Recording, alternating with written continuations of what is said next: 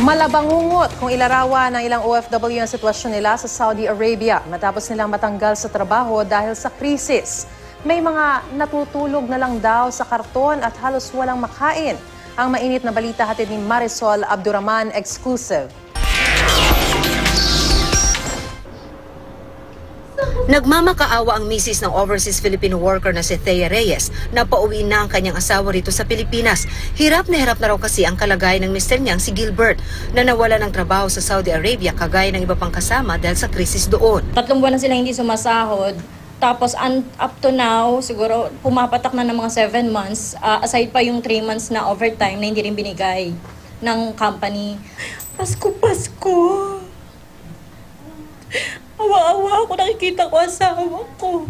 Si Ginang Elvira Abrio, imbis na makatanggap ng allotment mula sa asawang nasa Saudi, baliktad na dahil siya na ngayon ang nagpapadala ng pera. Ilang buwan na raw kasing hindi pinapasahod ng employer ang kanyang mister, kaya walang pambili ni pangkain. Nagbenta po ako ng motor para lang may padala ko sa kanya.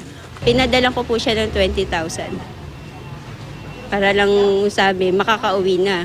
Huminto na nga raw sa pag-aaral ang isa nilang anak dahil hindi na matustusan.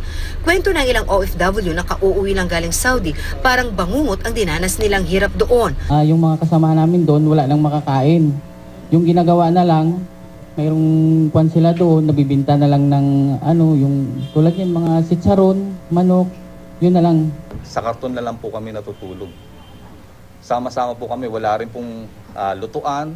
Ang style naman po kasi sa Saudi, maglatag ka ng plastic, sama-sama na kayong kakain. Maswerte pa raw sila ngayon na nakauwi na sa bansa. Panawagan nila sa gobyerno, tulungan ang kanilang mga kasamahan doon na naghihirap pa rin. Sa kabila ng sitwasyon nila doon, mensahe naman ng mga OFW sa Saudi sa kanilang mga mahal sa buhay. Biyaya ng Panginoon kahit pa paano nakakasurvive naman. Pero talagang medyo mahirap. Marisol Abdurrahman, GMA News.